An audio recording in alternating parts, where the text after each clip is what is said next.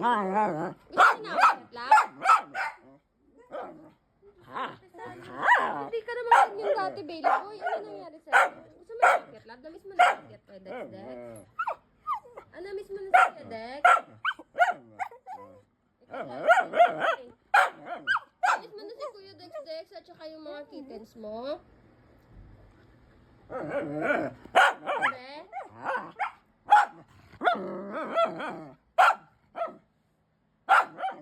Oo, wait lang. Pagdating na ni Mami. Wait lang ha, pagdating na ni Mami. Okay? Akit ni Mami ha?